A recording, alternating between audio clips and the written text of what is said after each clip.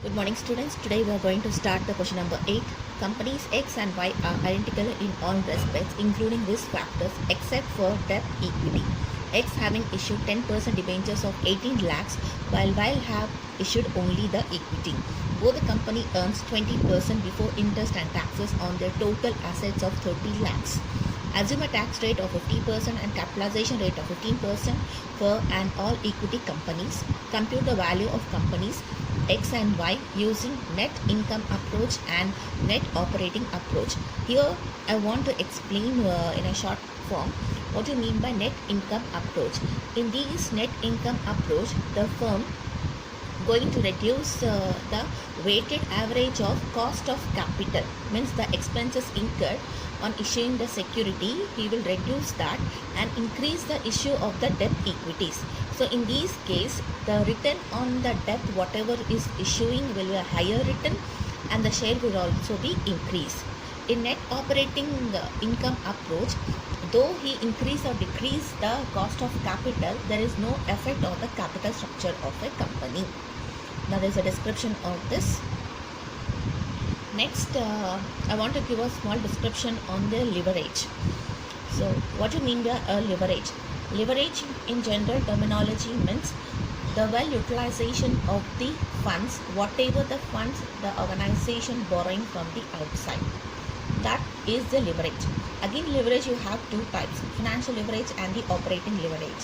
Financial leverage is, what do you mean by financial leverage? Whatever debt you are issuing, the plan, the more the debt you issue, the more the return you are earning on that. That type of earning we call financial leverage. So in financial leverage, a firm can concentrate on the more the issue of the debt securities and earning the returns on those debt securities. Next, coming to the operating leverage. Operating leverage focus on the increase of the profit of a company. So the more the expenses incurred on the fixed asset, it generates the more the operating income, the net income of a company. So that means operating leverage. Coming to the solution, this is the format. We are going to calculate first net income approach, X and Y for the companies. Earning before interest, EBIT. So EBIT, he didn't mention the question. So how we are going to calculate the EBIT? So the overall capital of the firm, we have 30 lakhs. 30 lakhs into 20%, we are going to get the EBIT of 6 lakhs. So X company 6 lakhs and Y company 6 lakhs. Next, interest on the debenture. So interest on the debenture, how? Debenture they are issuing 18% for 18 lakhs. So, sorry, 10% on 18 lakhs.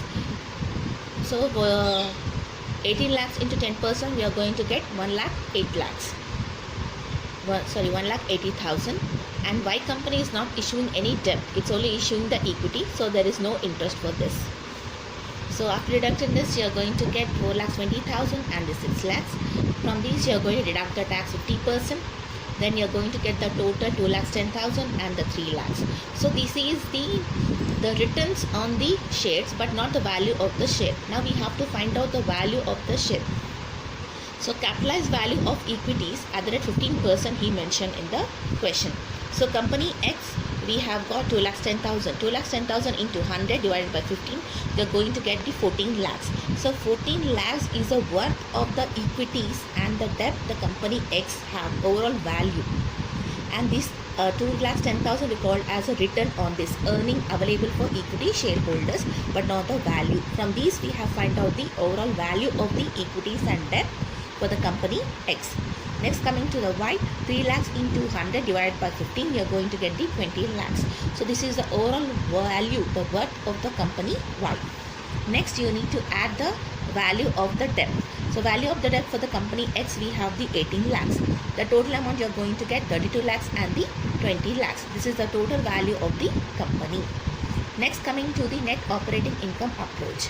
The value of unlevered company. Here, what do you mean by unlevered? Unlevered company means the company who are not issuing the other debt. It only issuing the equity.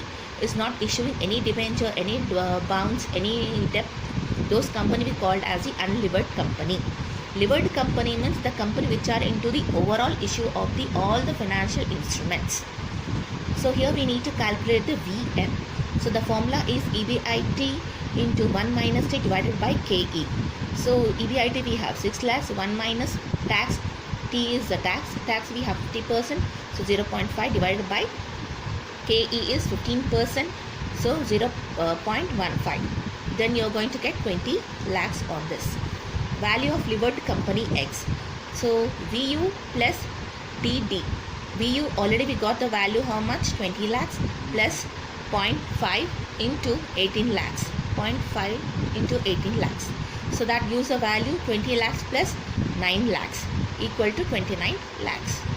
That's it.